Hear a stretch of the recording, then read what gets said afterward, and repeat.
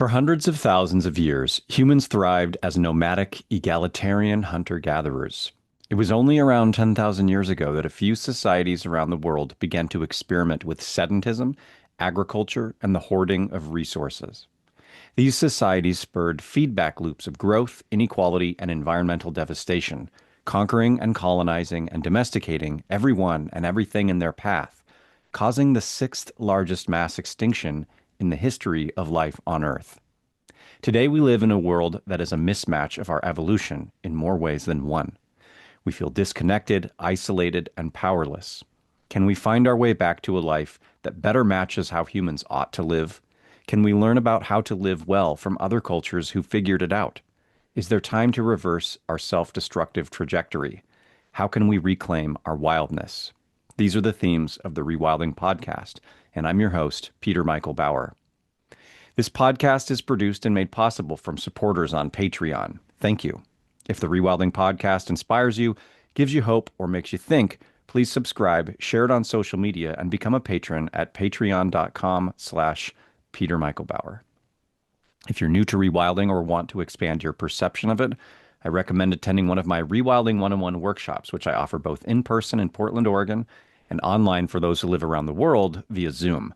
You can check upcoming dates and register at rewildportland.com. Rewilding is a community effort.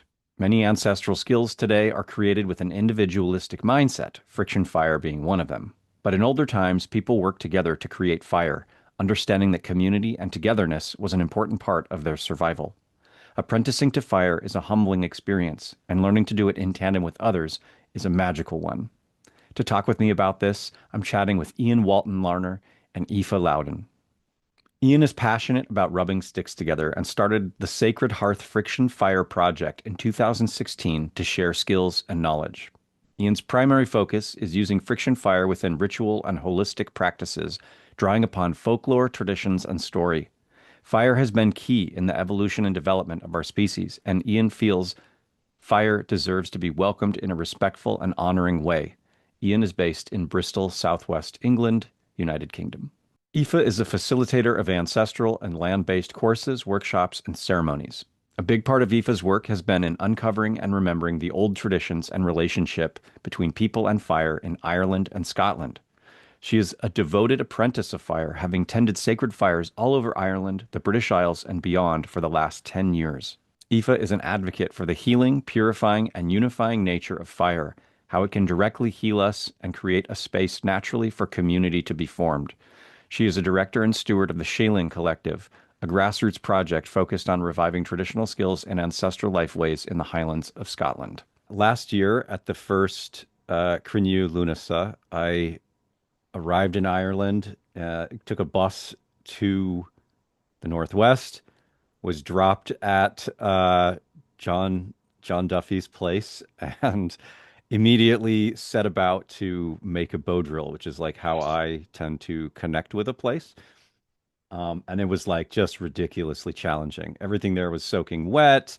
I didn't really know a lot of the trees. Like hazel here in the Pacific Northwest is one of the hardest materials to use. And so I didn't go for that first, which I found that hazel in Ireland is a different beast altogether. But I got a fire going eventually, and I think it was sitting around those fires where Aoife and I were discussing, and I was like, how did people even make fire here, on a consistent basis? And that's when Aoife mentioned the Tine Éigin, or the fire churn, and the Neid Fire. And then from there, I ended up following your work, Ian. And then Aoife ended up bringing one of them to the gathering this year, and we were able to assemble it and put it together. And it was probably like the highlight of my summer, actually. Like I have the film, somebody was videoing it when we were doing that first test, and I've been talking about it ever since, and just like showing people this video. And I mean, it was seriously like the highlight of my entire year. So it's a great honor and pleasure to have both of you here to kind of talk about it. Because it's just something that fire's been a part of my life for such a long time, and to find a new way to do it in such a cool way, and community with all this deep history, I was like, I've got to get both of you together on the podcast. So thank you both for joining me on the Rewilding podcast. Yeah, it's great to be here. It's Yeah, thanks a million for the invitation, Peter. Yeah. And yeah, it's such a great opportunity to come together with Ian and with yourself and yeah, speak about fire, which is something that unites us and Mhm. yeah, I believe is a unifying Mm. element and spirit and is what it's all about really. So yeah, Mhm. thanks for having us, Mila Yeah. Buikas. Yeah. All right, Ian. I mean, but well, I'll ask both of you, but I'll start with Ian. How did you come to apprentice with fire making and tending, and why is it a passion of yours? So I think there's always been that fascination with fire as a kid, but in the I guess early 2000s, I was getting more involved in um, spiritual retreats and mind, body, spirit stuff and ritual. Um, and I found ritual was a great way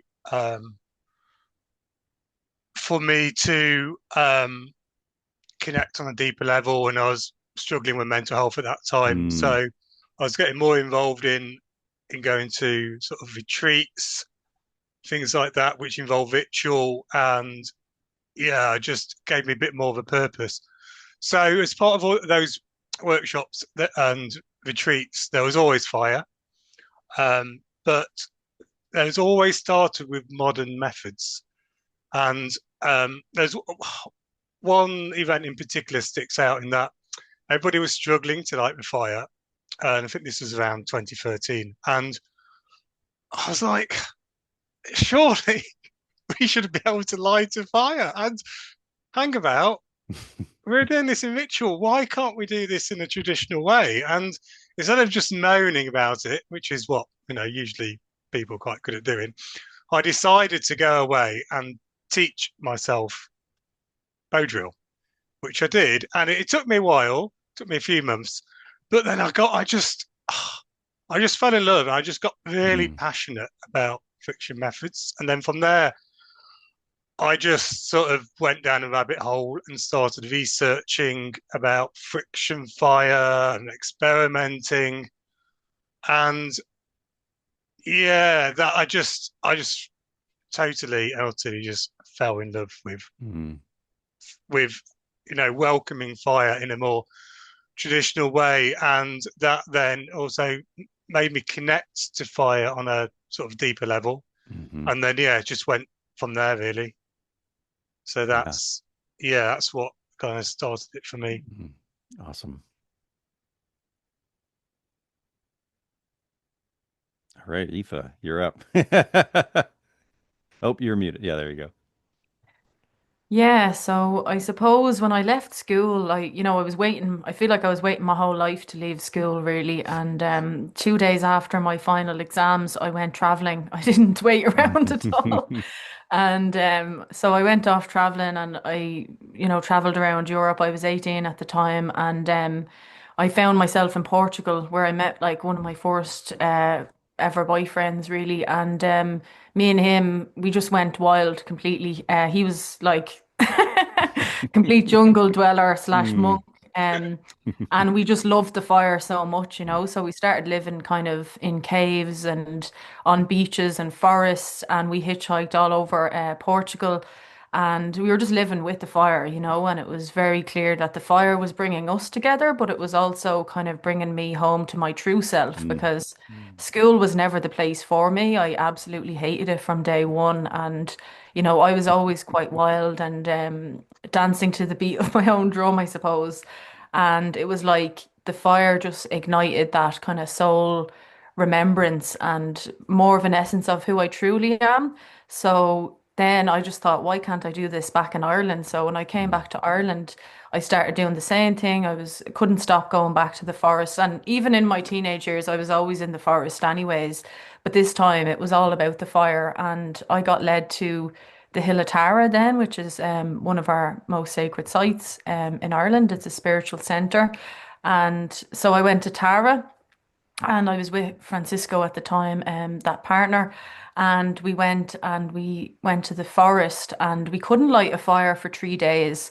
And we thought we were being really respectful and we were so in touch with fire and everything else. But we could see that this place was a very sacred place, and it was a place beyond our understanding really at the time, and there was no one to really explain to us how to be in that relationship with that place at that time. So it felt like the place was actually showing us, and that Mm, was why we couldn't make fire at all. mm. And then my grandfather's axe or hatchet went missing, and there was all sorts of these signs. So I started Yeah. really listening, and I was like, Hmm. okay, this like something is talking to us right now. And so then I started to really listen, and I was shown like, things that needed to be done around the hill, like bits of rubbish that were around the place Mm, and things that needed to be tidied up. So I started to do that, and lo and behold, we were able to light a fire.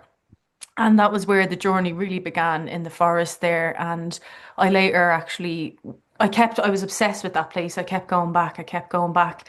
And it was a few months later then that it was almost like the fire spoke and said, you need to live here. So I moved to that place, and I lived in the forest there with the fire and spent much of my days just underneath the oak trees, underneath the ash and the hawthorn, and really apprenticing fire, like really listening to fire. I didn't have a smartphone then.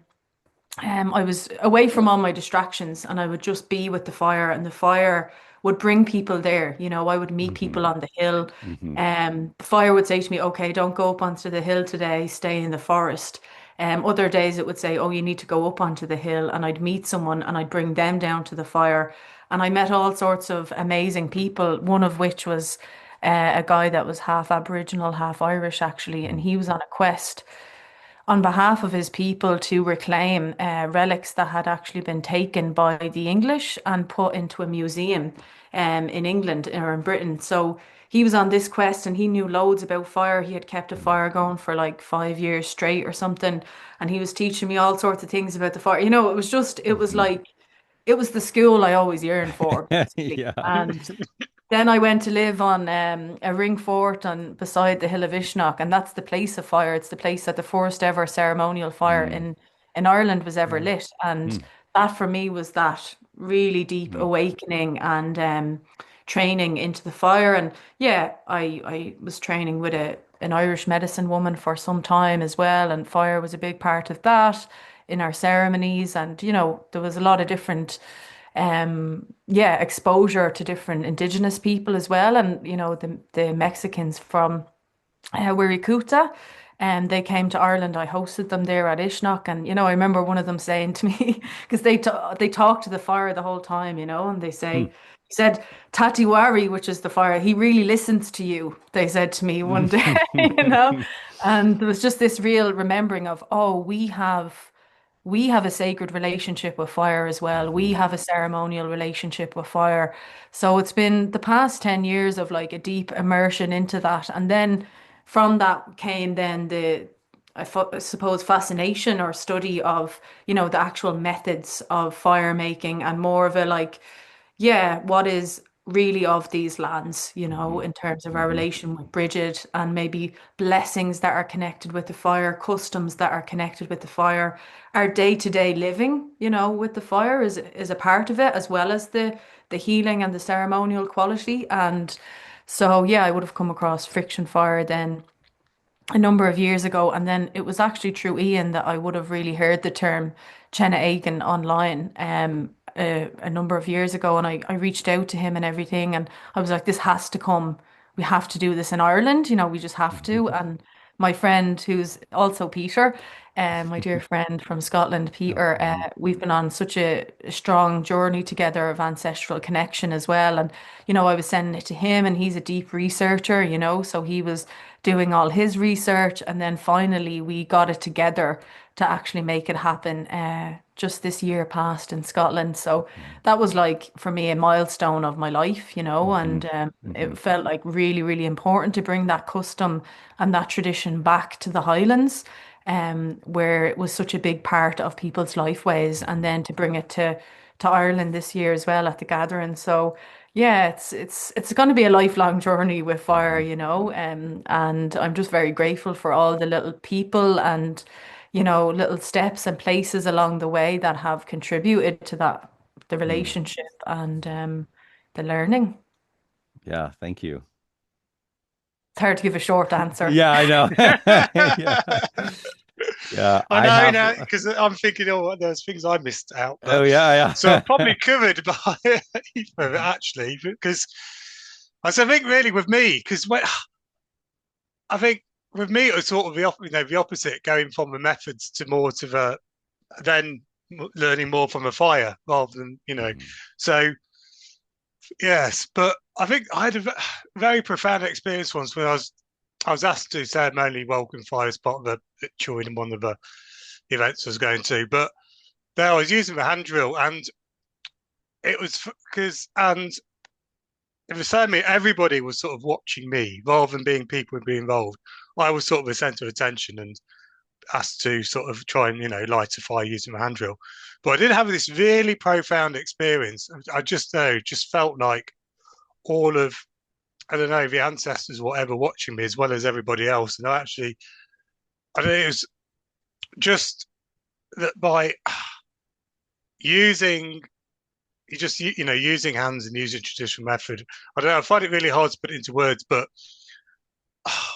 it's like there's this deep ancestral connection really to fire, and I think it's deep within everybody. I do believe that it's sort of our connection to fire is deep within us all, and that can be that can be witnessed just by lighting a campfire in a campsite and seeing people drawn to that fire. We just have this such deep connection to fire, and yeah, for me when I did it, when I doing it in ceremonies, it's just sort of awakens this thing deep within. But I also realised then that it that it sh- that yeah, it should be more of a communal sort of experience rather than just one person doing it on their own. And then that's when I found out about the Neid Fire rituals and that there was used to be a communal ritual within um the UK, British Isles, and Ireland, and everywhere.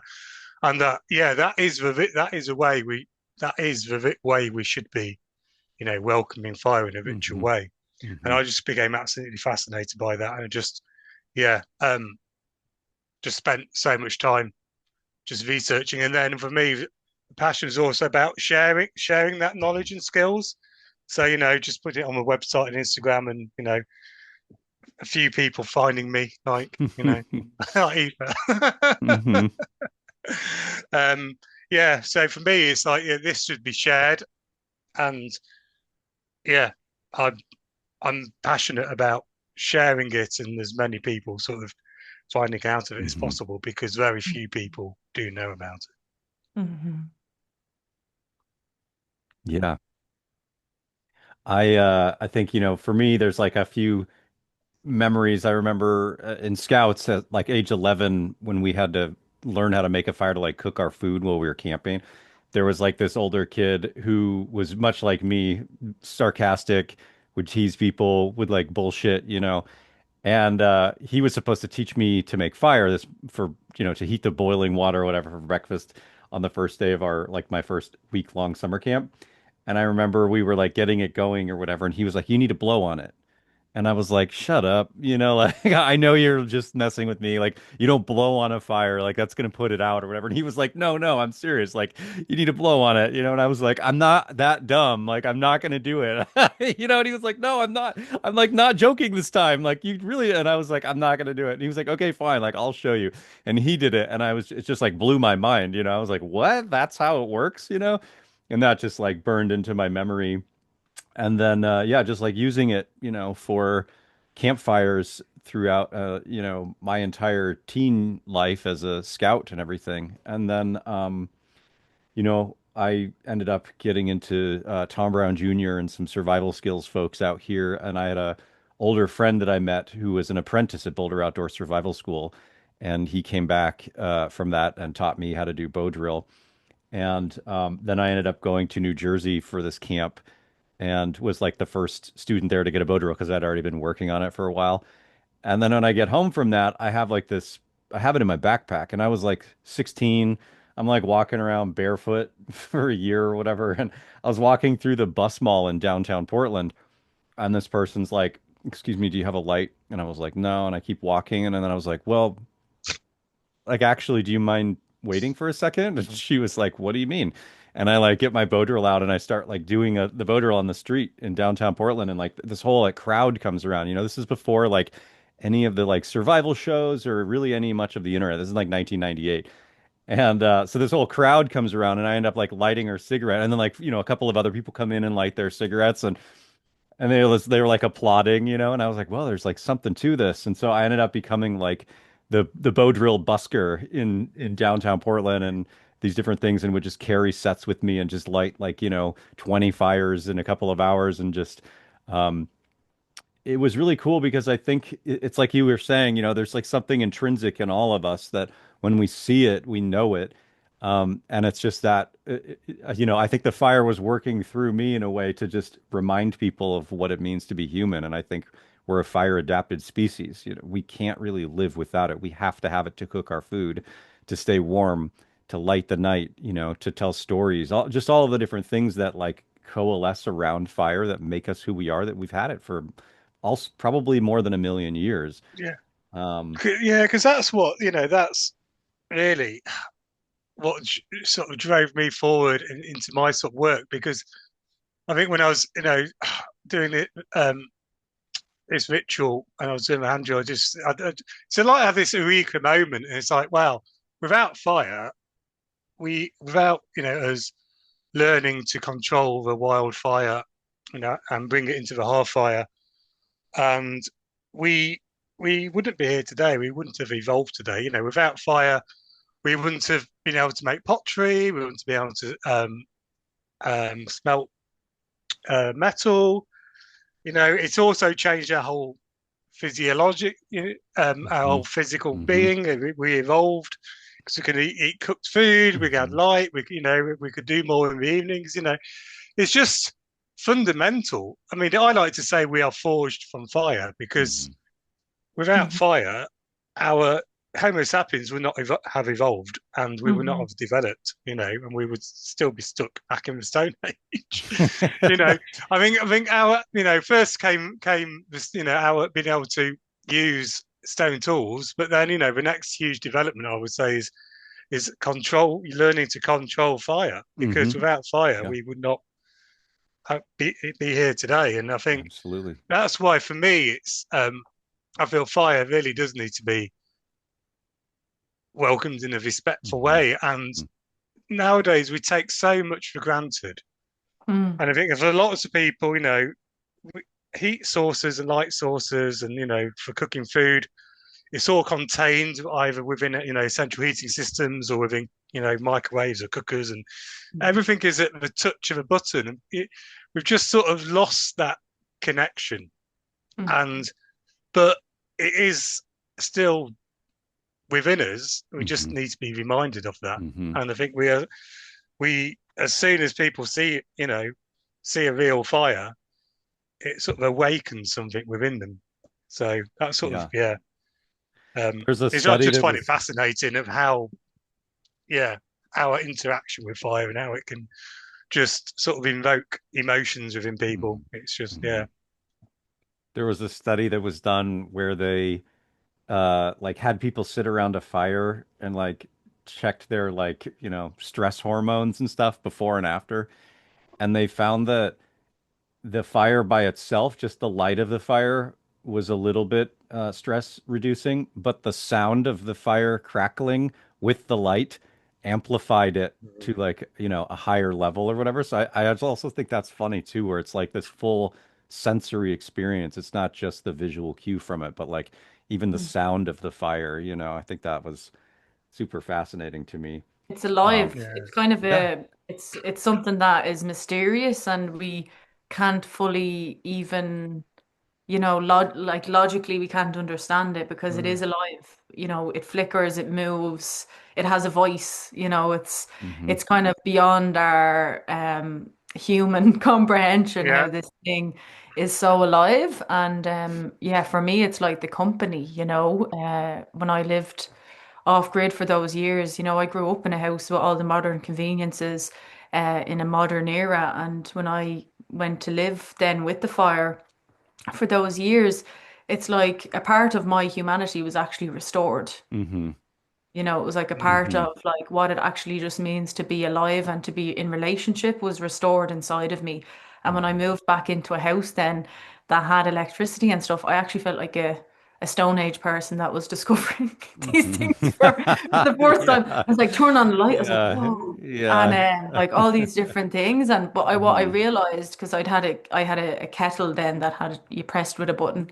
And Mm-hmm. what I realized was that even though it was magical for a moment, I actually missed gathering the sticks to light my fire and gathering my water from the well and the herbs from the land and bringing it all together, and how that wove me into the tapestry of the environment that I was in. And that actually, for every convenience we have, we trade out something, you Mm-hmm. know, so there's almost like a hidden cost. It's invisible, but people Mm-hmm. like it's almost like people don't realize it, but actually we're paying by the level and the quality of life that we're living, you know, and the level of aliveness that we feel and the level of relationship that we have with life. So it's a very interesting one where, you know, we're communicating right now through this form of electricity and, you know, through the internet, and it's all very magical in its own way.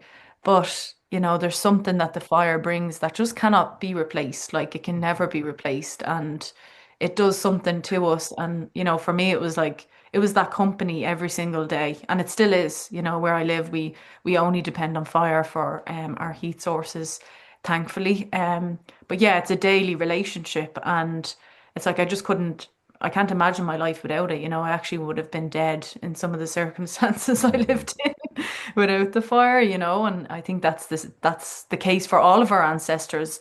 You know, it's only very recently that we live in the boxes that we do Mm, without fire. You know. Yeah.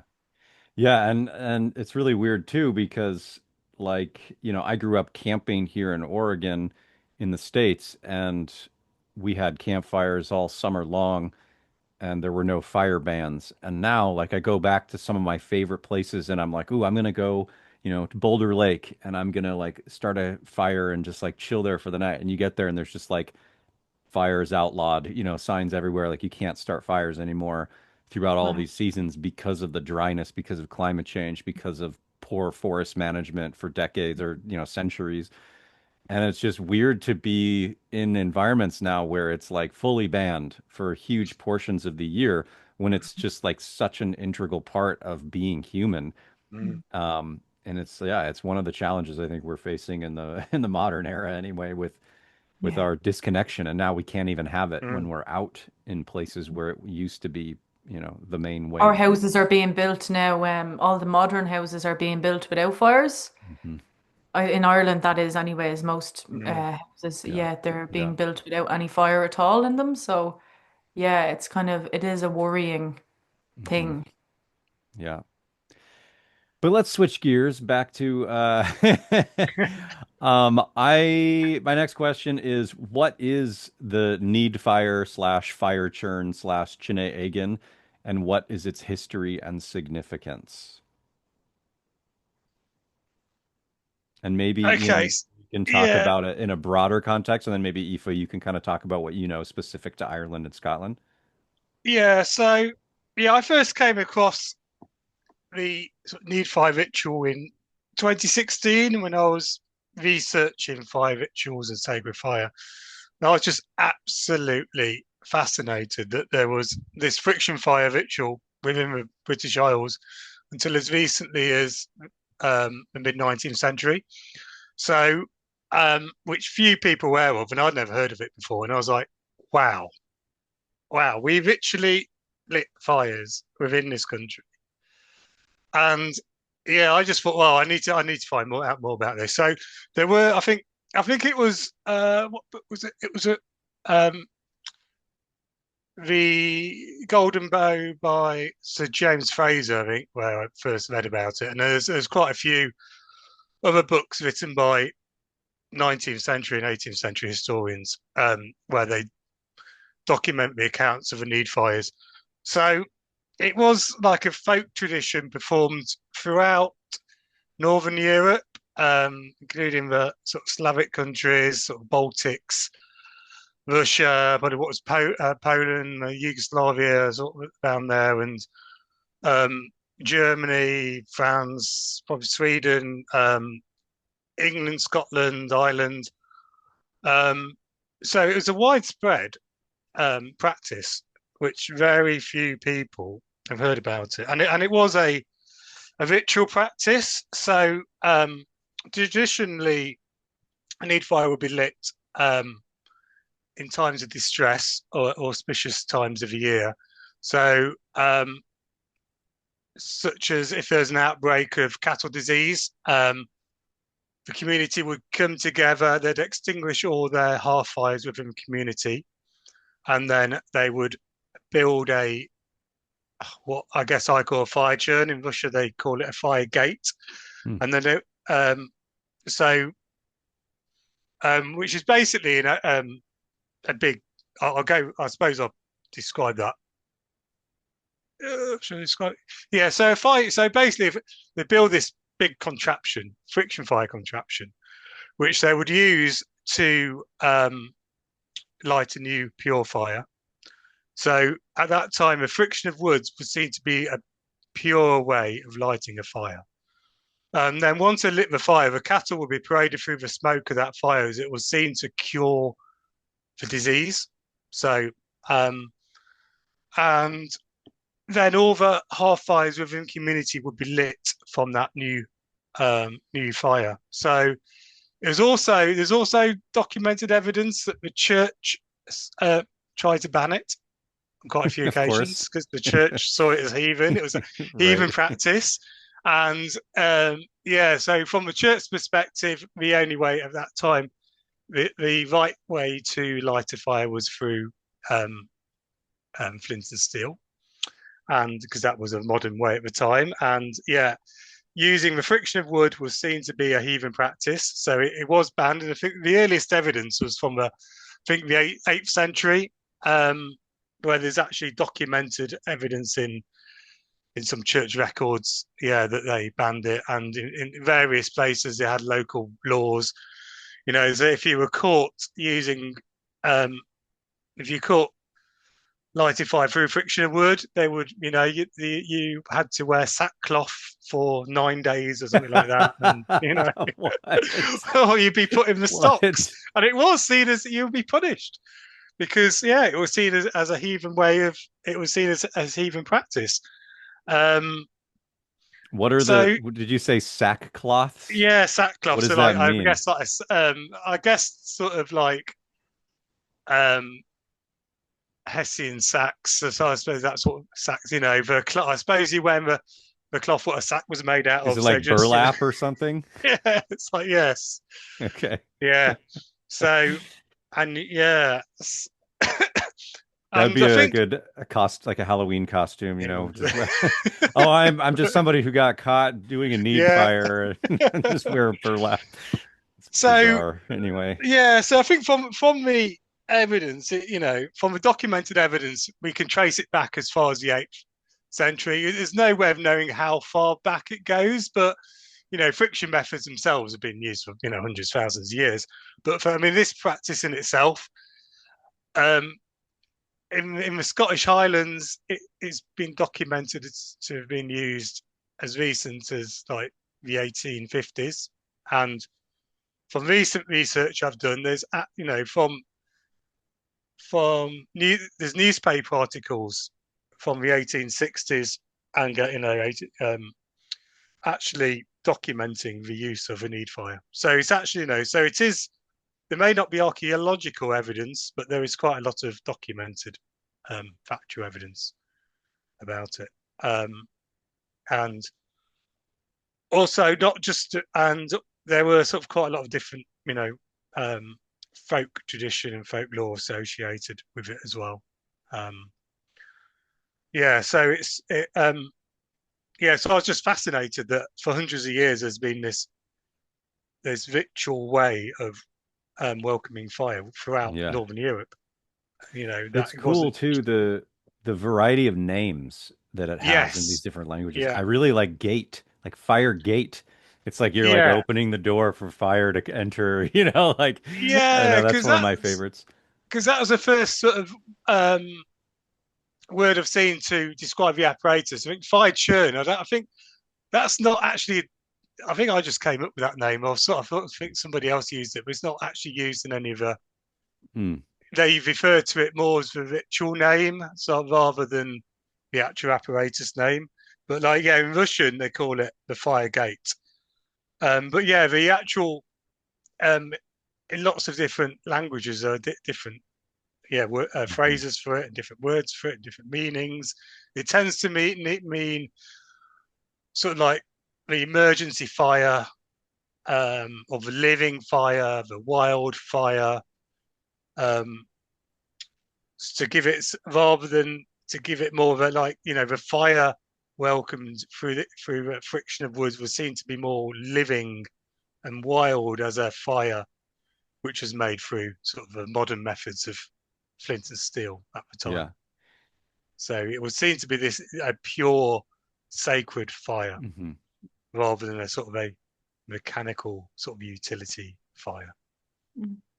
Um, Yeah. So Aoife, yeah. what does Tine Éigin translate to? Yeah, so Chenna in Gaelic would be fire, and then Éigin means kind of necessity or yeah, necessity basically. So yeah, what I've learned about it, I think you kind of have to read between the lines with something that is a broken lineage. You have to kind Mm, of be able to decipher, like research of this nature is kind of a form of excavation. I would call it a kind of ancestral excavation.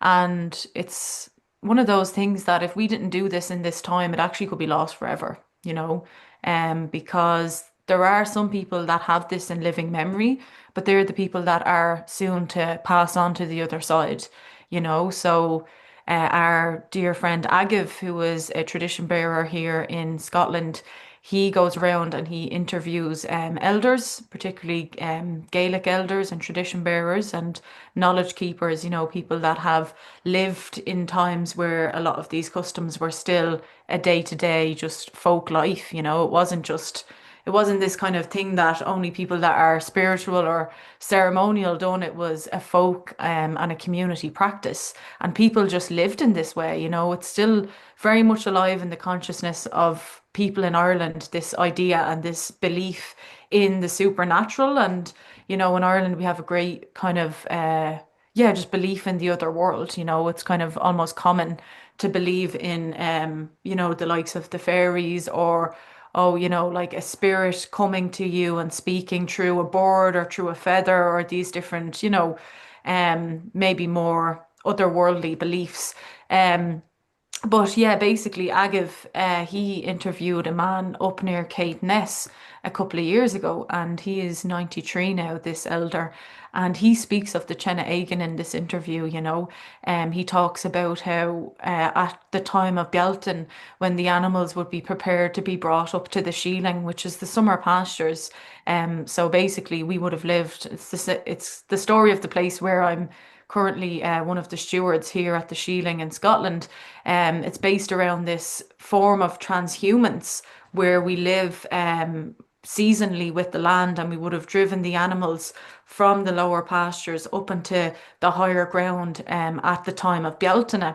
You know, Bealtaine, Samhain, all these different times of year, they weren't like metaphorical, you know, kind of esoteric times. They were times where our lifestyle would have been shifting and changing based on the seasons, you know. And part of that was the practice of the Chena Aigen.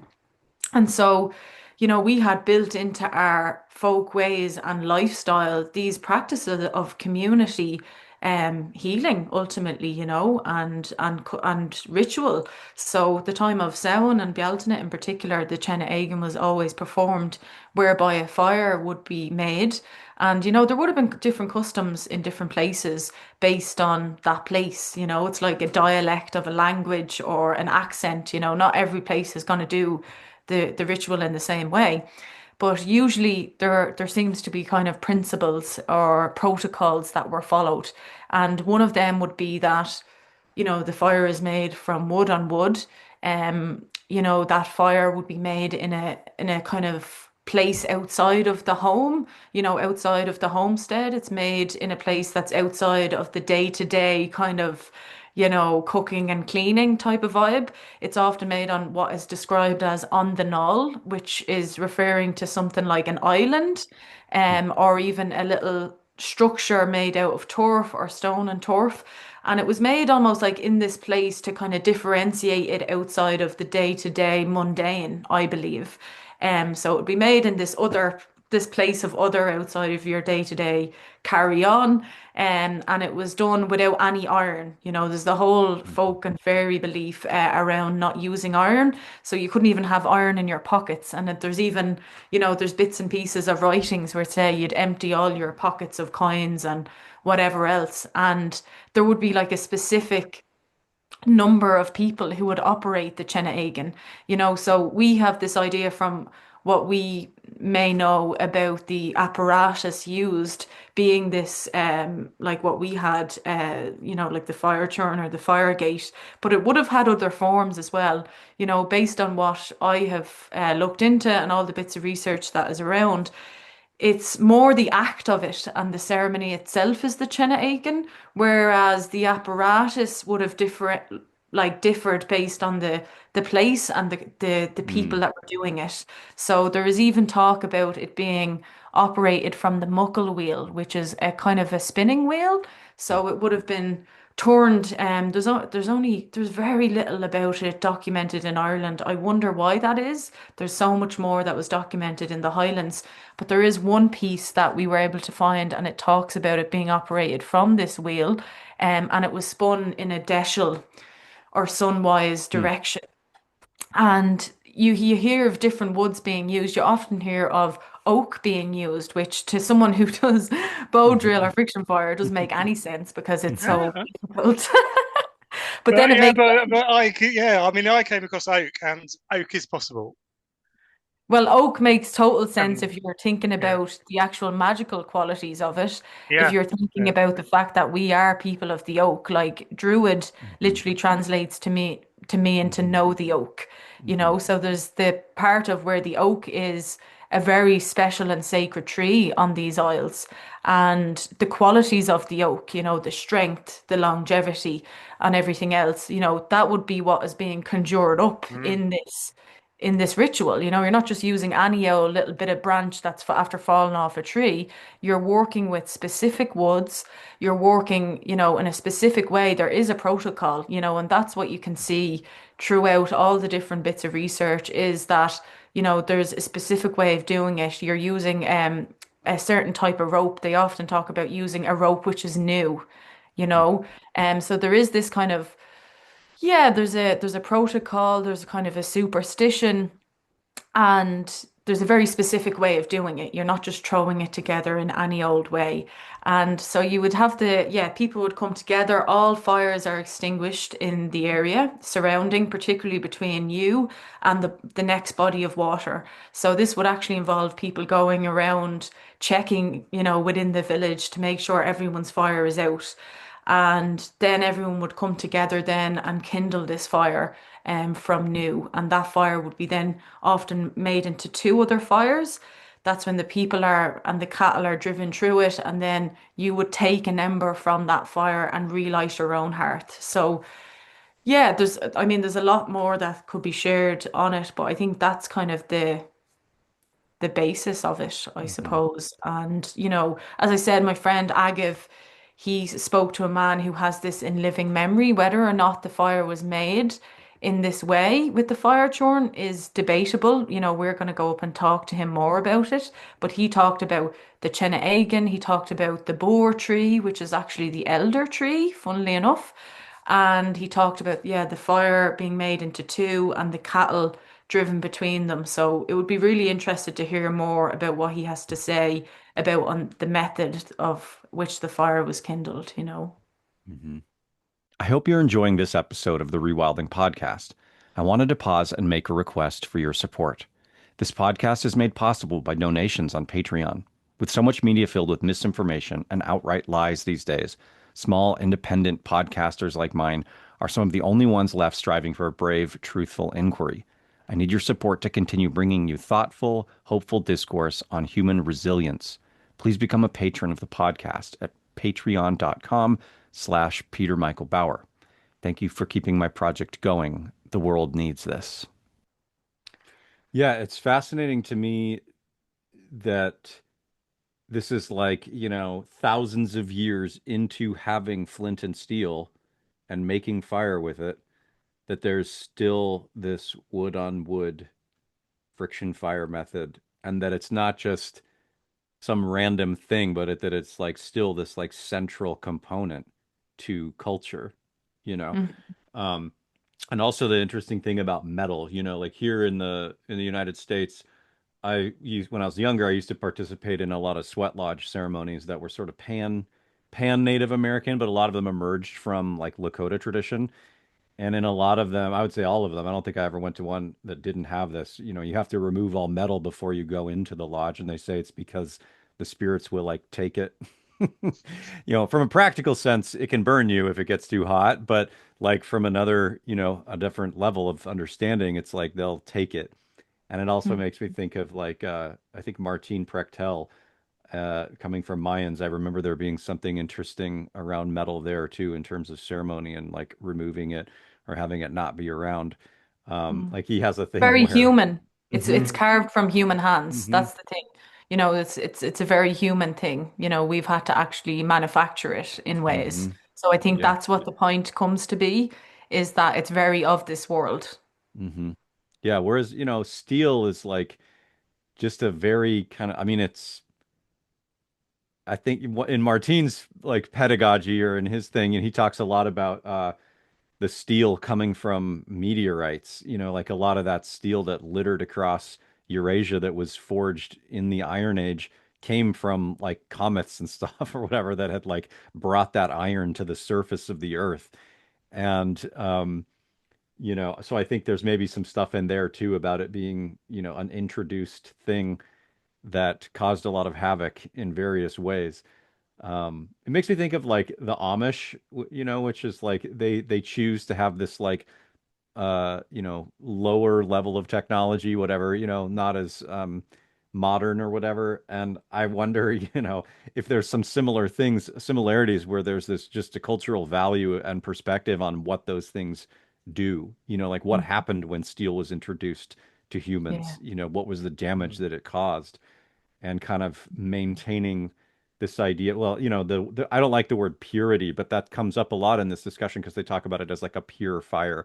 When I Mm. think about it, also it comes back to that notion of like wildness, like a wild fire. It's like a fire that isn't generated by in industry in the industrial Iron Age. It's There's still no this, harm in it. Yeah. right, Mm, exactly. yeah. Yeah. Mhm. Yeah, it Yeah. hasn't caused the same types of violence that iron has, Mm.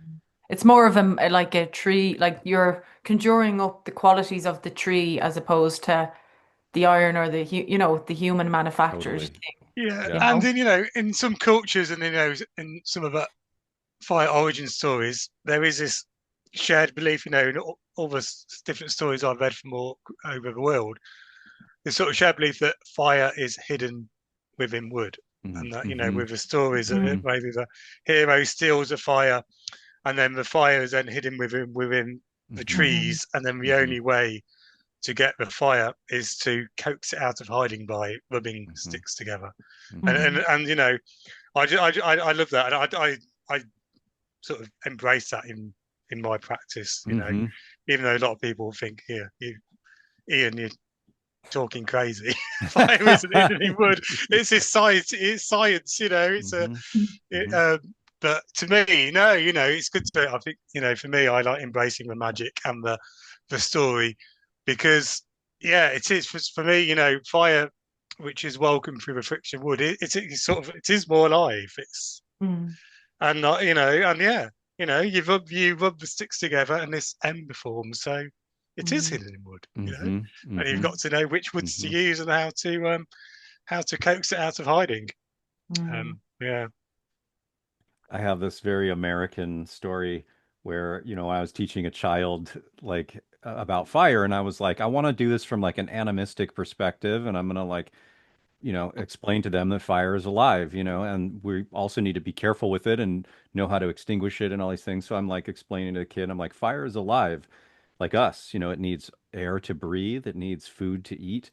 And if you need to like kill a fire, you have to take away its air or take away its food or smother it with water, and the kid's like maybe 5 years old and is like sitting there thinking and is like, can you kill fire with a gun? Oh, It's just like the worst, the most ridiculous thing. It's like so American in the sense of like guns or whatever. Oh man, that just like stuck with me forever. I'm just like, okay, I gotta be more like, delicate with my collective. language, and Yeah.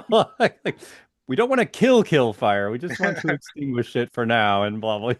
But anyway, um, yeah, the other thing I'd love for your perspectives on, and you've touched on it already, is just the nature of community fire building, and the difference between sort of the like individualist bushcraft survivalist idea of like everybody making a bow drill by themselves versus this, community built fire where it's not about the individual, but about the whole.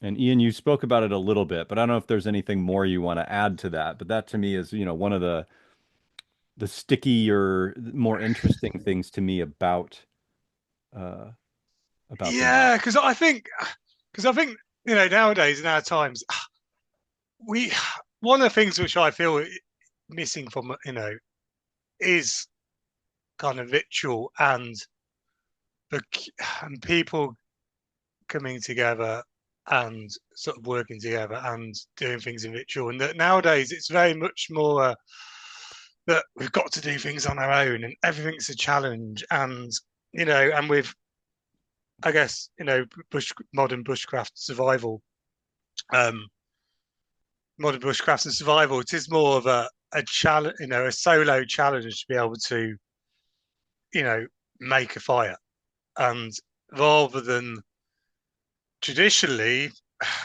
people would have come together um, and worked together in community to welcome a fire together, and that ritual sort of brings people together and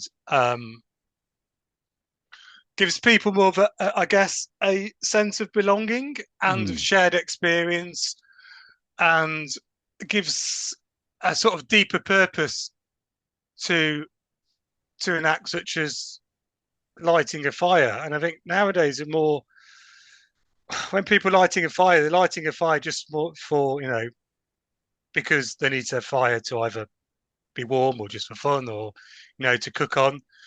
Whereas I think traditionally it would be that would not be the purpose at all. The purpose would be to come together either to mark um, a an event within the year, um, or whether it was um, if there was an outbreak of a disease, or is just, to if there's a distressful time, then then that's when people come together, and it would bring people together in bring the community together. And I think for me, yeah, I think there's something about people um, coming together and working together to welcome fire, which um,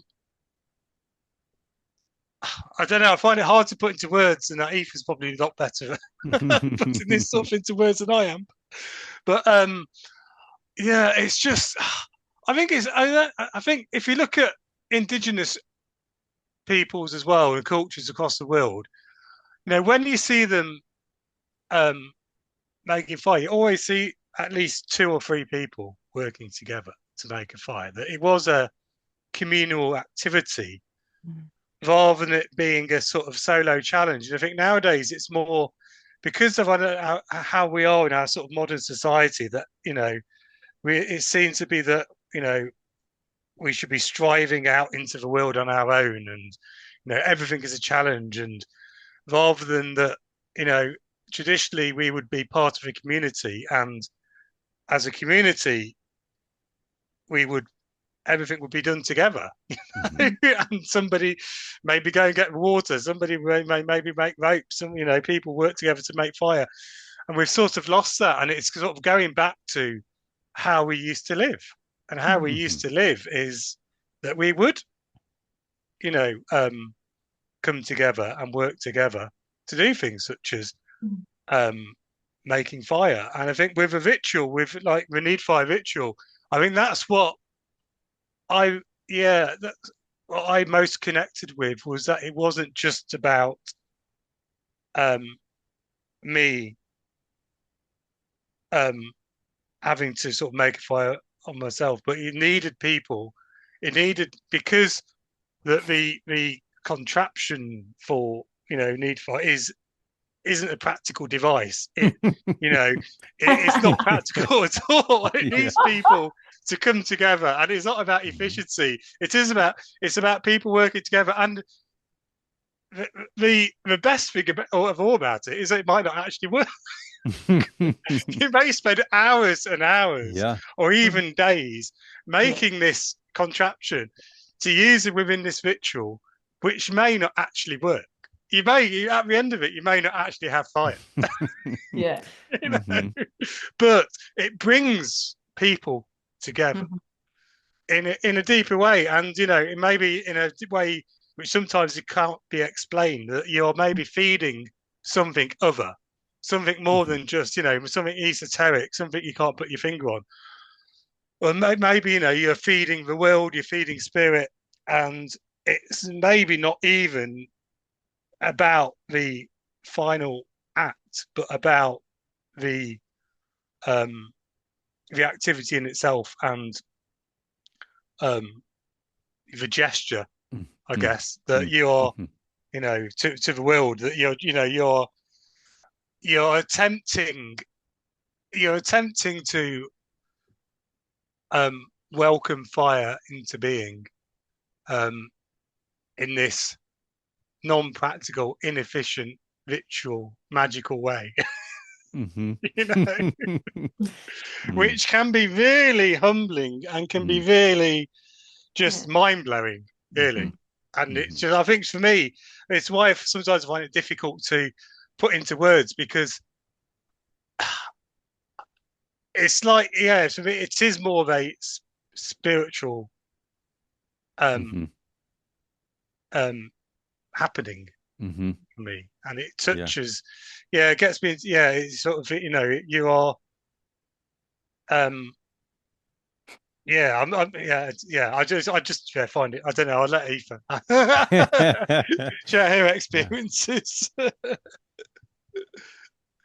Yeah, yeah, I think it's like what you said, Ian, it has to be experienced more than ex like Mm, words can only bring it so far, I think. And it's one of those otherworldly experiences that just has to be lived, there's Hmm. only so much of it that you can transmit in words. And for me anyways, like I always had a little bit of a conflicted feeling around bow drills. I loved them because I mm, love fire. I love all forms of fire, but I didn't like the loneliness of it.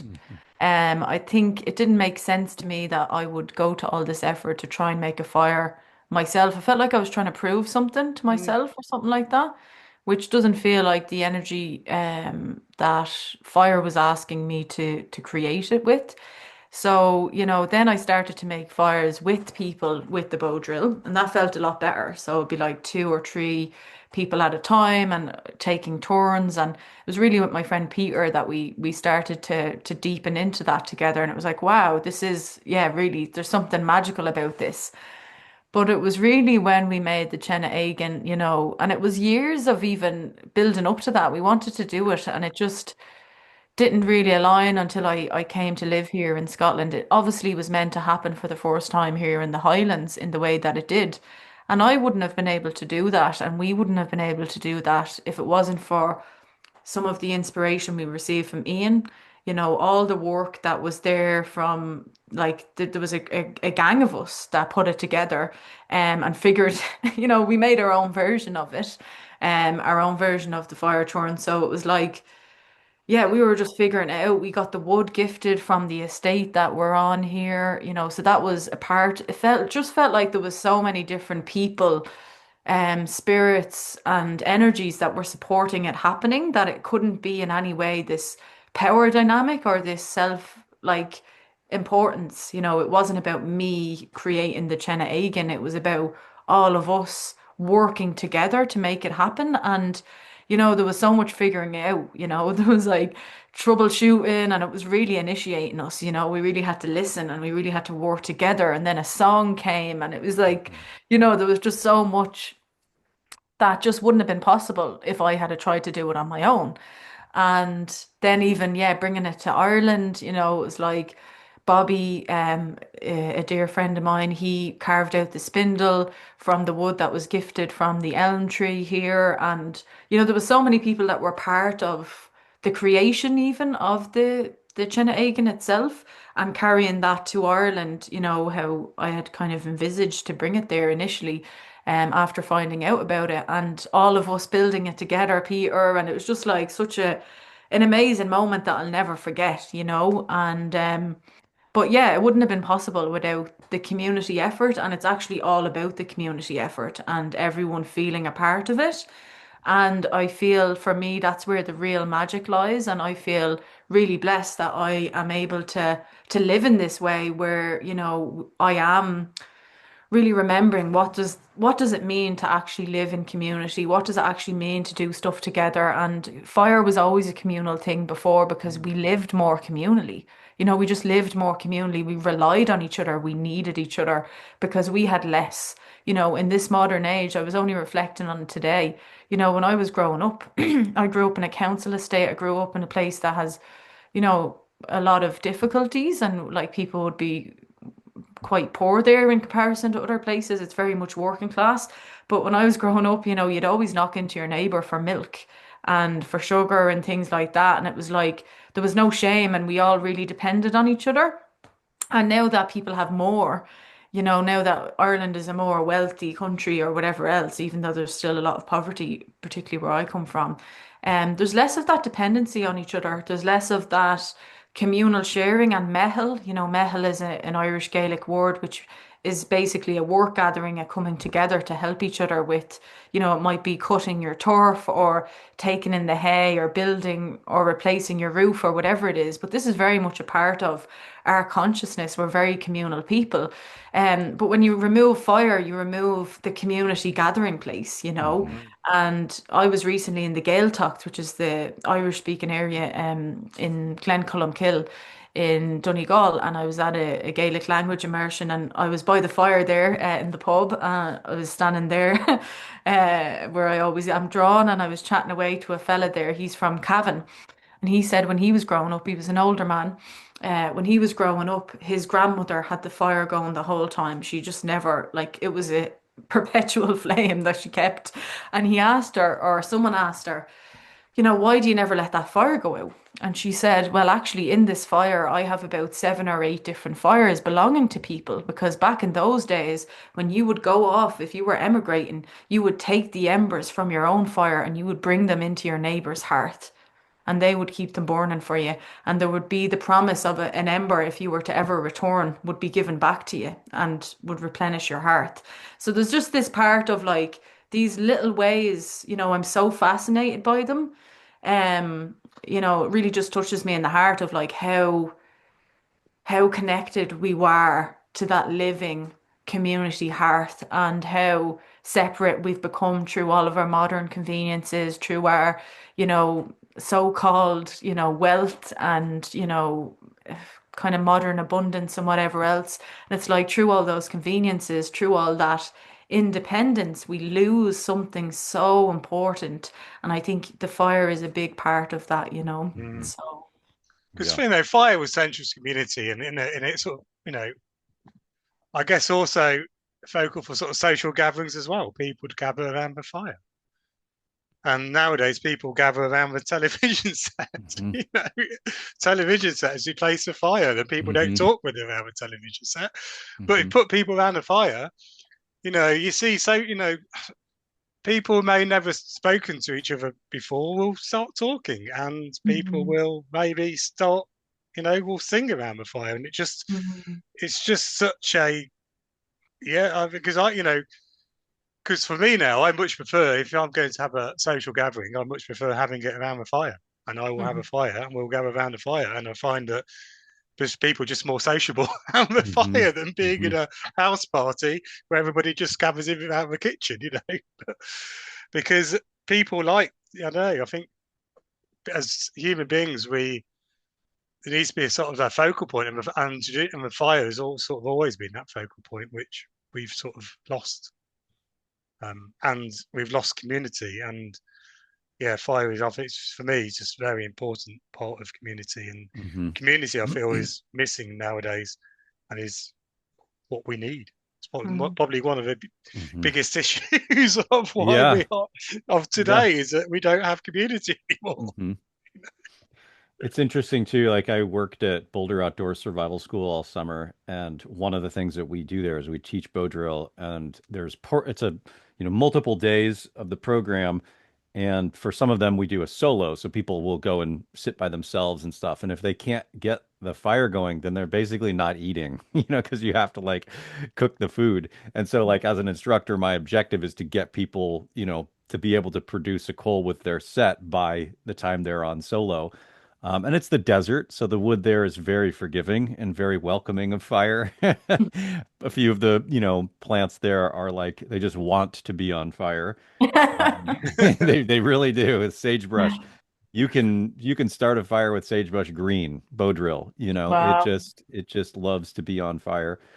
Um, but when teaching it, I think, forever I've just taught it as a thing where I stand next to the person and coach them. And there was this one student who was like who almost had it, but just couldn't get the flow of the bow drill right, and I was like, we're gonna do this together.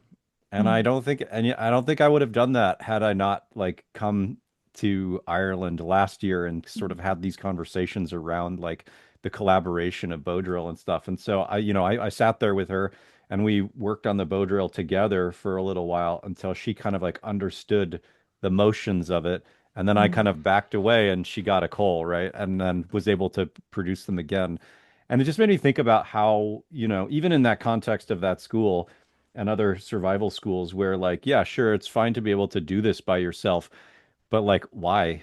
Why? And then Yeah, it comes back to even what you said about like feeling like you have something to prove. yeah, And I think, for me, the relationship that I had with fire was very much around uh, initially around control. And I think that fire for me has been a deeply humbling Mhm. relationship. There was this one time when I first learned how to do hand drill, and I had gotten a coal with it, and I was really excited. And I went to work. I was working at a coffee shop, and I was like, some of my friends were outside the coffee shop, and I went on a 10-minute break, and I was like, you guys check this out.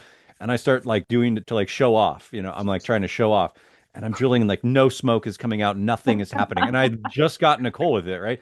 And I'm just like furiously trying to get it, and one of my friends is like, "What is that? Oh my God, is that your skin?" And I look down, and like the my skin is like shedding off my hands, and I stop and I look and I've like ripped off like a whole layer of skin on my on the the palms on Mhm. both sides, and it's just like open and exposed and raw, and I didn't feel it at all until she said something, and I stopped and I was just like, "Oh my God." Like I had totally obliterated my hands, and then I couldn't even do it for weeks. I had to like wrap my hands in these huge bandages so I could continue to work. Uh, and it was at that moment where I was just like, okay, like I have to approach this with like deep humility, and it's not about me. And I feel like the extension of that for me in terms of my learning has been this sort of like community efforts around fire and doing it collaboratively together, because not because it's like easier to do, which it is, because you compound anything with more people and it becomes easier, but because it's just I feel the essence of it. It's a community generating yeah, device or a community generating element or spirit or being. And, to just do it by yourself is fine, but also to have other folks there and come together, it like completes the picture of the essence of fire. If you Yeah, because do I it think in community, no sorry. one owns it. Sorry, and I was just saying, if you do it in community, nobody owns the fire then. Totally. And I Mm, think Yes. yeah, these kinds of things are actually really important because Mhm. fire is power. You know, Mhm. fire is a powerful force. So it's yeah, easy for the ego to become identified Mhm. with that. Oh, look Mhm. what I've done. Whereas if Mhm. that's not the case because everyone has made it together, then there is no sense of kind of, better than or power Mhm. dynamic. You know, mm, it's like with the San Bush people, a friend of ours, Michael, he was out there and it's like they have certain practices built into their tribe basically to prevent stuff like ego inflation. Like if Mhm. you yeah, if you go out and hunt, it's not the hunter that owns the animal, it's actually the person who made the arrow, Mhm. or like mm, when you come back with an animal, they might like actually start slagging you and stuff as a joke, just to make sure you don't have this kind of, oh, look at me kind of macho thing. So I think with the likes of the Tine Éigin and doing things more in a communal effort, it actually automatically has that built into it, Mhm. where it's not this, oh, I'm the best fire maker of all or Yeah. whatever. yeah. Yeah. I know. So when because when I teach friction methods, I mean, even like bow drill or whatever, I know I always start with people working together, and it's so interesting because people don't want to. They want to do it on their own. They want to. It's like in our modern society, modern world, it's like we feel we need to prove something. Mhm. Maybe Mhm. just to ourselves and to other people that we need to. But that's just something which has been, yeah, we've been conditioned that way in this modern society, like maybe part of capitalism. I think that we've got to forge our own way, without anybody else, and we're better than everybody else. When in fact, it's not about for me. So that's why it's important doing things communally because it's not about it being easier or being more difficult. It's about it's good to bring people together, and it's a Yeah. good thing to do. We've become these antisocial individual beings, but we're not. We're supposed to be with other people and be Mhm. sociable beings, and just doing things together like um, making fire together is such a sociable thing to do, and it was, it's part of being in community, and we're not a lot of people nowadays don't do things in community, and yeah. So for me, I feel it's important, to Mhm. for people to work together, and Mhm. um, so I always, when I teach fire, I always start from the point of people, you know, um, learning the bow drill together, and then once they've done it as a pair, or or three people, four people together, and then for them to try it on their own, and then Mhm. I feel it becomes easier as well, Mhm. and I find people enjoy when they actually get over things, when they okay, we will. I may actually get a chance to do it on my own. Mhm. They do enjoy working with other people to do it, Mhm. and then you see the more camaraderie and people getting on, and maybe Mhm. it sort of breaks down social barriers as well, Mhm. and that we need to be more Yes, social in forged. these modern Mhm. times. You're forged in the flames of fire together. Yeah, That's what I yeah, always say. Mhm. You just yeah, get kind of bound, or Mm. you're kind of Mm. you're yeah in that friction that's created together. There is a binding. There is a kind of a unifying of people and energies, isn't there? yeah, Mm. yeah. So I Yeah. have a little bit of a complex question, which is, and this kind of applies to a lot of the work that we all do, but I'm curious specific to the fire churn. But when we're like in rewilding or ancestral skills or reviving ancient traditions or looking at them for inspiration to create new ones, what's the kind of line for you guys, or how do you navigate um, like the sort of dogmatic qualities that can sometimes come along with that? Like, well, this was the way it was done, so we have to do it this way, versus like, this was the way it was done. How are we going to do it in our own context in the modern era or whatever? And then how do we allow for transformation and change? It makes me think of like language or something, right? Like you think about how once languages are written down, it becomes hard for them to actually change and become something else and maintain that fluidity that they always had. And I think that there's some level of like sedentary societies where we try to create a thing that is like unchangeable and think that it's sort of like the right way or something along those. I don't know if that makes sense, but like there's this level, I think, within our societies today where we want to like revive a thing or bring it back. That's kind of the language that's used, but we're not really. We're like still creating something new. But then how do we like navigate the newness of the thing that we were inspired? This is sort of just a, a mess, which I'm sure you understand what I'm getting at. So yeah, I don't know. How do you navigate all of that personally? Yeah, I don't know, can be tricky not about time, because at times I do find myself being too overprotective of it. And I think there was with Aoife, I don't know, there was a time where I was a little bit reluctant to pass it on to others just needlessly, like, because there were some people contacting me about a Neid Fire, but more of a fire churn. But I could tell they just wanted to build one to prove.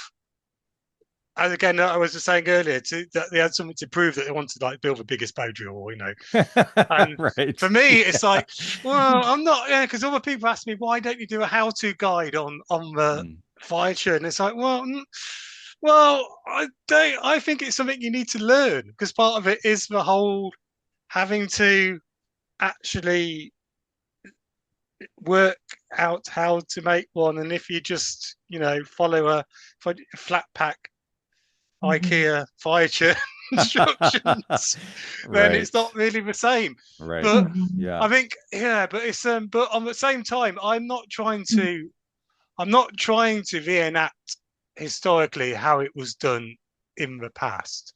And also because there's fragmented documented records about the Need Fire, it's kind of difficult to do that anyway.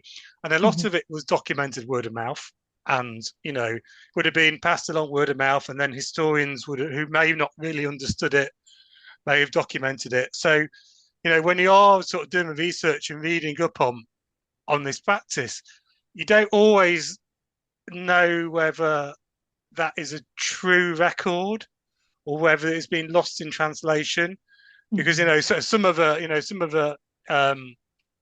records talk about being cartwheels being used or spinning wheels being used and Mhm. horizontal spindles and things like that, and a lot of it, so maybe that did happen, but how do you, how to me, some of it doesn't make sense. Some of the records doesn't make sense. So you are trying to, from these historical records, trying to piece together how it may have done. So it is more of an interpretation.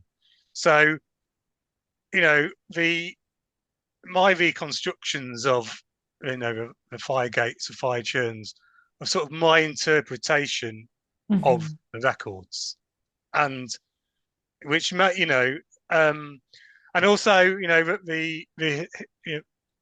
a lot of the folk traditions will talk about, you may need 9 times 9 first begotten sons, or it has to be, I'm not going around the streets trying to round up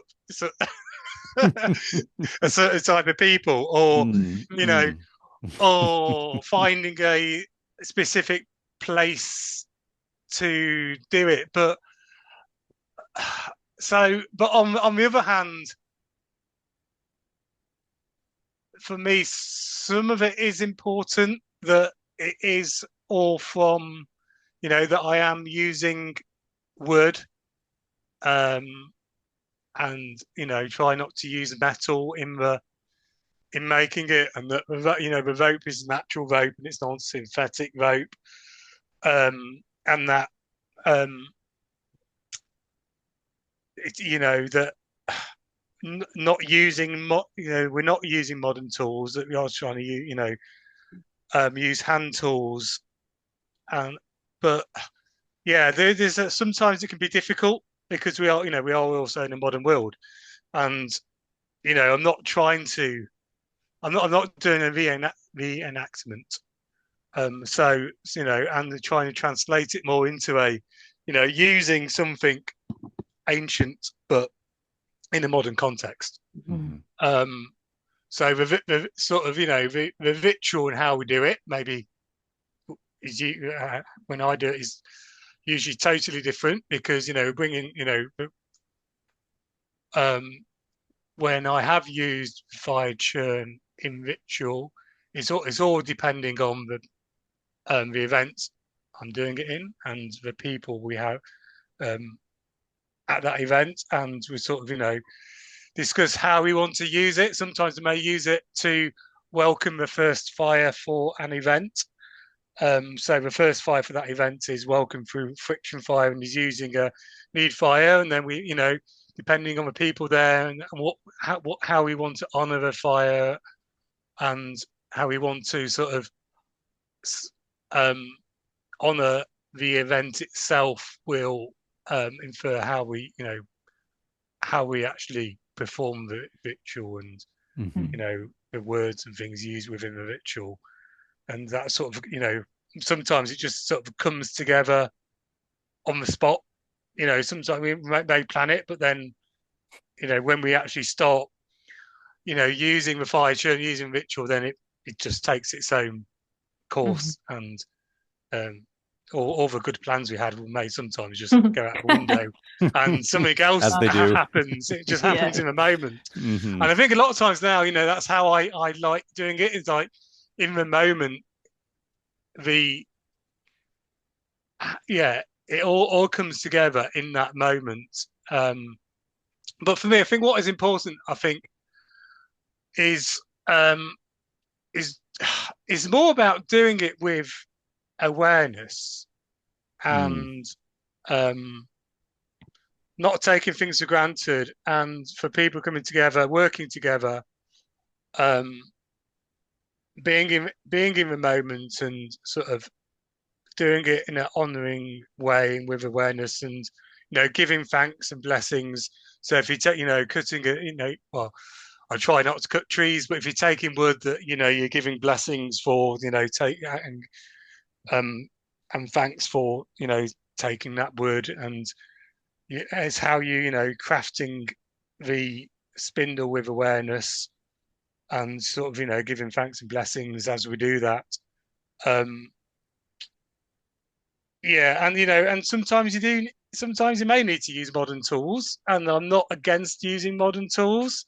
Try not to, but when you maybe having to make a 6-foot tall spindle fire drill, then sometimes you may need to use modern tools to lend a hand with that, which I don't have as much an issue with that. I try not to.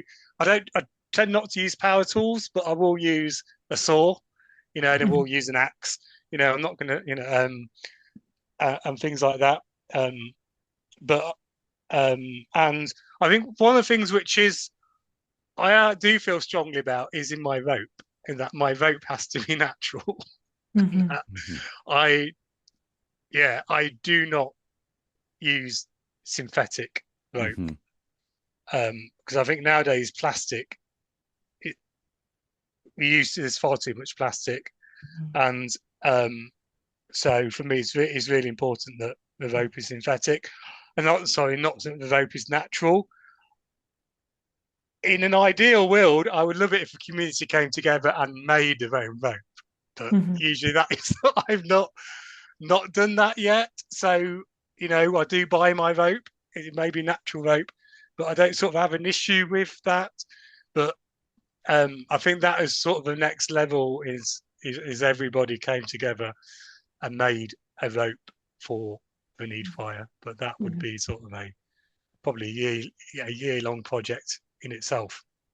So I think, it's always, I think it's a balance between where we are in the modern world, because we've lost a lot of those skills.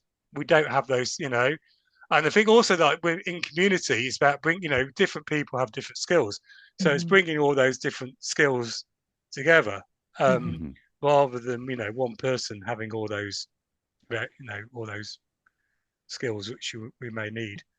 Um, Yeah. yeah. So sorry, I've sort of rambled on a bit No, there. that's great. So, Thank you. Aoife. Yeah. Yeah, so I think this is an interesting one, where Ian touched on a lot of it there, but it's like because this is a fragmented tradition, it's a broken tradition in ways, or the lineage was broken. There isn't like a strong sense of, oh, this is how it's done, so we Mm, have to continue that on. We're piecing together the fragments of a kind of a broken receptacle, like a piece yeah. of pottery that we've kind of found in the ground and we've put back together again, and revived it from the ashes in ways. So Mhm. in that there is actually a little bit of like freedom to Mm, actually allow it to Mhm. be emergent, allow it to be dreamt through us. And then at the same time, for me, there's a real honoring of that this is place-based. This is like mm, of this place. Tine Éigin isn't something that, like, that's the Gaelic language, for example. Mhm. So it is of these islands. And that in itself is something that needs to be honored as its own thing. And so with Tine Éigin, there's like things that are specific to it, like the likes of extinguishing all the fires between you and a source of water. That for me is essential. Like that has to be done. So there's like, yeah, the likes of that. There's the likes of yeah, having, it's obviously wood on wood and no iron in the actual structure or apparatus themselves. There's the likes of having a space that's kind of a sacred space. It's not like, oh yeah, we'll just do this in the junkyard or something like that. There's a real like reverence and respect towards mm, it and towards the materials and the gathering of the materials, the wood, where that comes from and the significance of that. It's not like, oh, I have this piece of plywood that I have just lying around and I'm gonna make a fire churn out of it. It's like, we're working with the spirit of the wood, we're working with the mm, spirit of place. And that's really important. And for me, there's also like, yeah, once the fire is lit or the ember is coaxed out of hiding, as Ian would say, it's like, yeah, when that actually becomes a fire, where does that land? Where does that Mhm. land and what is it fed and how do people behave around it? And I've seen that as a huge responsibility, actually, mm, as a person who's now, I suppose, the carrier or the steward of a Chena Aigen. It's like how people behave towards that fire, how they treat the fire. It's actually really important and how that fire wants to be treated because it's very powerful and it needs to be used with care. It's not just like, oh, we'll light an old Chenegan and have a few cans around it and, we'll have the crack. It's like, it's a powerful fire.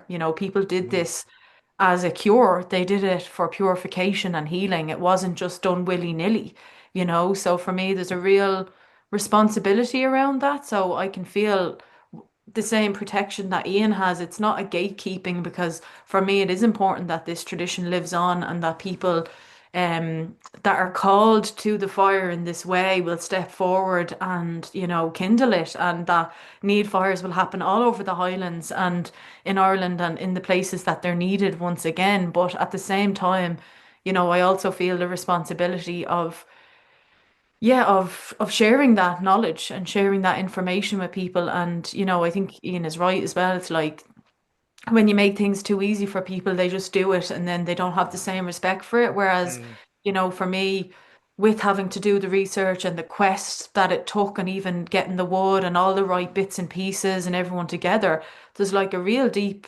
humility and respect that comes for that.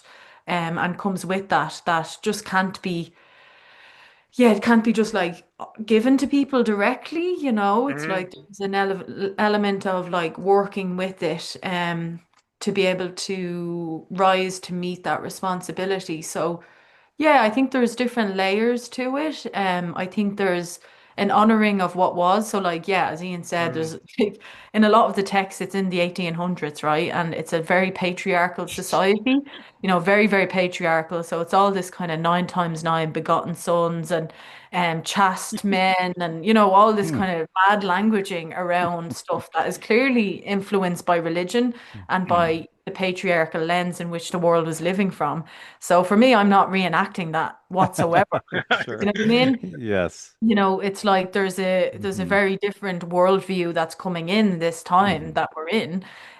So, we're not continuing on those parts, but there are, I suppose it's like the essence of it. I think the essence or the ember that's at the core of what the Chena Éigin is does need to be maintained. It's like someone can't just get a few bits of sticks and put them together and like in any old way irreverently do it Hmm. and call it a Chena Éigin. I feel Hmm. there are, there's core principles, and that essence really needs to be respected and upheld. So there's this kind of fine balance between tradition and how tradition evolves and how it's reborn again, in the relevancy to the time that we're in Hmm. now. Hmm. So, Totally. I think there is a fine balance between, just making stuff up, which Hmm. sometimes happens in New Age world or in a Hmm. world that's not rooted in tradition, that's not rooted in culture, that's not Hmm. rooted in belonging. There can be this kind of like, oh, we'll just like take a load of stuff from random places around the world, we'll throw it together and we'll call it a ceremony and whatever else. And I think, look, everyone's trying their best and all, but there is a fine line between that and then like trying to like, okay, we're gonna do it in this way that the documents or Hmm.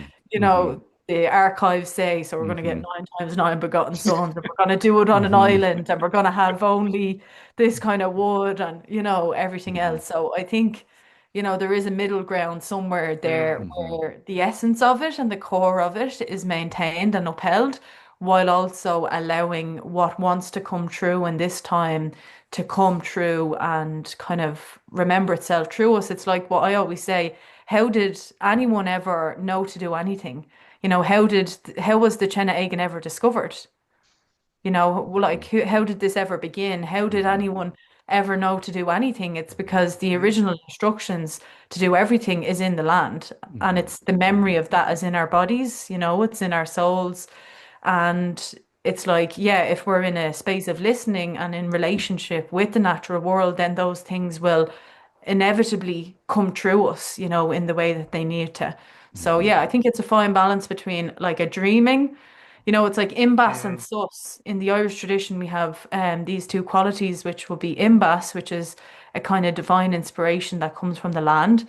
And then there's sus, which is kind of a learned knowledge, so it's almost like the combination of Hmm. both imbas and Hmm. sus together, to kind of create some kind of bridge. So Hmm. I don't Yeah, know if that that's answers your awesome. question. Yeah, it makes me think too about just like intention, like when you were talking about saying like the responsibility, I feel like um there's like an intention behind starting different fires, right? Like if it's just a cooking fire or if it's this or that, right? Like there's certain elements, and I feel like what I hear you saying about the Chene Egan is that there's an intention that's behind it, right? And like, it makes me think of Martin Prechtel too. Like we used to do a lot of ritual, he would come through town here in Portland and do some like ritual weekend stuff. And he was like, he had a list of things that we were supposed to bring to it. And he would be like, like spring water, flowers, like, I don't know, just like corn, meal, certain things. And he would ask for it to be specifically like, for example, like organic cornmeal or something along those lines. But he was always like, and if you can't find that, bring whatever you can. Like, we're all like, he would use the term refugees a lot. He'd be like, we're refugees. We're like, we're trying to reconstruct a thing or we're building this thing together. And like, we're not all perfect. It's not about purity, but I think it's Yeah. about the intent, right? Mhm. And like you were Yeah. saying, like, you don't want to just grab materials from whatever to throw them together. It's like, but if Yeah. you were just in a junkyard and all you had was that, and you were like, my intention is to make a sacred fire and all I have is this, it would be totally fine, right? Because Yeah. you're bringing it. It makes me think of this one time a friend of mine was doing a vision quest in like a Lakota tradition that was expanded to like let all these other people participate in their particular tradition. And she had to do all kinds of stuff beforehand, like tie 400 prayer ties, over the span of months before her Yeah. quest and just all these different things. And one of the ways that they did that was, yes, you're on the hill by yourself, on your vision, but you have a person that's in this base camp that's a community that's like eating Mhm. for you and like tending a sacred fire that never burns out for the duration of everybody's time up on the hill. And so I was the person that was like eating for her, which was funny because I just got to sit around a, a fire and eat food for 4 days and drink water, whatever. But there was like, and I had to take like fire shifts to be around sacred fire that was burning for them that has like all of their stones and things. And but there was another fire, like an auxiliary fire off to the side where people were just kind of hanging out and smoking cigarettes and stuff. And I was over there for part of it. And there was this funny moment that hit me in this really weird way where um, somebody was like just threw their cigarette plastic, plastic cellophane from their stuff like into the fire. And they were like, oh, wait, was this the sacred fire? And somebody's like, no, no, this isn't the sacred fire. And there was this like just like deep anger, like just like you get like a spike of just like anger that came up, and there was like this voice in my head that was like, every fire is sacred, like, and I was just like, how dare you, you know what I mean? Like, what the fuck is wrong with Yeah. you, Yeah. but it's like this thing, right? And I've like teased this out over the years since that's happened, where like to me, I have this deep relationship to fire where every single time I generate a coal, like I have to, if possible, blow it into flame. Like it's just, even if it's just the flame is 1 second, like I have, like letting a coal die out on its own. It's just like this thing, this like sort of dogmatic practice that I've developed in my own relationship to it. And then every fire from there is sacred to me. And you can throw trash in a fire if you want. There are, it's going to get incinerated at some point, but you can still do it with this intent that it's still a sacred fire. Like the idea of like, oh, I can just do whatever to this fire because it's not sacred. But you can be like, I'm going to offer this to the fire because like it's just about the way that you approach the relationship where you're not just like, oh, it's just a thing. I'm not even going to fucking acknowledge that it's a living, breathing thing that may not want my plastic. And maybe it does. Maybe that's fine. But like, have a conversation with it, and I'm definitely feel like there's elements of my relationship to fire that seem maybe dogmatic, but come really down to this level of intent. Like, what is my Mm. relationship to this? Does it want this offering? And is it sacred or is it not sacred? What does that mean? To me, all fire is sacred. So how do I approach it is really what it comes down to. Hmm. Yeah. Yeah. Yeah. It's like I always think of the fire as this kind of, it's like an energetic kind of heartbeat, and what we feed it, it kind of emanates. It's almost like the Mhm. heart of the Mhm. community, if Mhm. it's like the central heart Mm. of the community. So if we're feeding plastic into that heart, like what is that saying in terms of what we're feeding in the community spirit? Mhm. Or it's like if I think of the fire, every fire is connect, it's its own fire, but it's connected Mhm. with all Mhm. fires that Mhm. ever have been and ever will be and that are on burning on the earth in this time. Mhm. And it's like if that is the case, then it's every single fire is powerful, every single fire is sacred. And to dishonor the fire in that way, I don't know what sort of message that's putting Mhm. out into the Mhm. world, and Mm. it's like, but I think ultimately it comes down to our relationship with ourselves. Mhm. Yeah. Because if Yeah. you're maybe if you're smoking a packet of cigarettes, you know what I mean, and then it's your energy that you're putting into the fire Mm. anyways. So if you're putting that plastic from the cigarettes into the fire, it's saying a lot about where you're at and well. So look, I think we're all healing from quite a broken world, and people are in most ways contaminated from, the toxicity of the world. And that's where that's reflected in the fire. That's what I realized, from where I grew up. We have a huge relationship with fire through the bonfires at Halloween, where I come from. When you're 4 and 5 years of age, you're out gathering for the bonfire at Halloween for, you might be gathering for 6 weeks. And it's all the children, it's all the young people, completely unsupervised, and everyone puts out all their stuff from their houses. We go to the industrial estates, and we used to rob pallets and all sorts of stuff, and we'd have these big, huge, gigantic fires, and we're just obsessed with fire, and because where I come from, even though it's obviously a modern council estate, it's quite a tribal place. And I think in places that are quite tribal in that way, fire is a part of it. And if we knew better, we would be lighting sacred fires. But because of what we've been shown and the lack of guidance, I suppose, but also just what is around us because of the modern world and the materials that we're using, that's why we're burning all this, stuff that isn't actually very good for the land or for us, and that's what Hmm. I always see is like fire reflects our well-being. It reflects our state of health and the state of health of the community. So when I see people burning plastic and rubbish and all, I'm like, yeah, that's just a reflection of how you're living your life, really. Yeah. Yeah. Yeah. I had a interesting um, thing where in the country, like there's a lot of these places where they don't do garbage service and like all they can do is incinerate it themselves. And it just like blew my mind to kind of have to be in this experience where that's just like how they get rid of trash. They can't Yeah. afford service. There is no service out there. They can't afford Mhm. to like haul it and drive it away. And so they just like burn everything. They have like, I their know. little incinerator. And it's just, I mean, that's a whole other can of worms in terms of like the fact that we produce all of that stuff anyway, too. But Mm. where can listeners find you, Ian? Oh, right. Okay. So, yeah, I do have a website, Sacred Hearth Friction Fire.com. So, which is just my collection of articles and writings around um, different friction fire methods, and also documents my research on need fires and my views on sacredness of fire, and also a collection of some fire origin stories from around the world. And then it links there to Instagram and YouTube. Um, but yeah, so it's sort of my. I see my website as more of a scrapbook of my Mm, bringing together my sort of mhm. thoughts on and sort of research on all things to do with fire. So Awesome. yeah. Aoife, how about you? Yeah, I mean, I probably should promote what we're doing here in Scotland. So I live and I work at a place called the Sheeling, or the Sheeling Collective, and we host ancestral based events that are rooted in the kind of the life ways of the Highlands.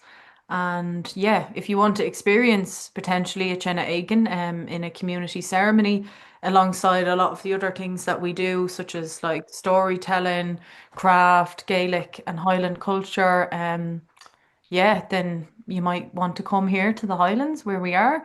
So we're not far from Inverness, and you can find a lot about what we're doing at the sheelingcollective.com. We're also going to be launching an online membership for people to be able to tune into what we're doing and some of our ancestral wisdom teachings that's launching in the next like week.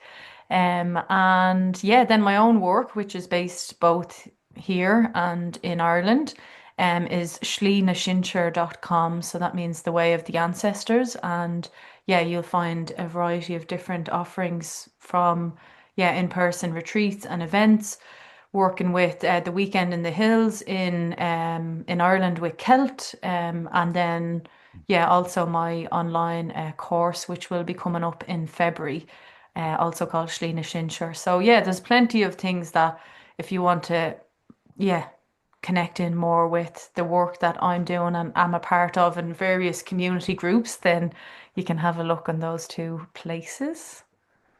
Awesome.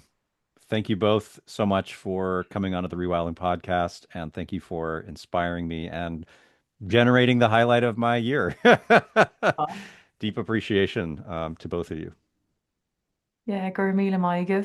Thank you, Ian and Peter, and everyone that has listened or will listen. Yeah. Yeah, thank you. It's been an honour coming on to this podcast. I've been following you both for a while as well, and you both inspired me Mm. in my practices as well. So thank you. Awesome. Thanks for listening to this episode of the Rewilding Podcast. Check out the show notes to connect with my guests and for a list of resources that we mentioned in our conversation. If this episode inspired you, made you think more deeply, or gave you some new tools to use, make sure to subscribe and become a patron at patreon.com/Peter Michael Bauer. If you're new to rewilding or want to expand your perception of it, I recommend attending one of my Rewilding one-on-one workshops, which I offer both in person in Portland, Oregon, and online for those who live around the world via Zoom. You can check upcoming dates and register at rewildportland.com. Thanks for listening.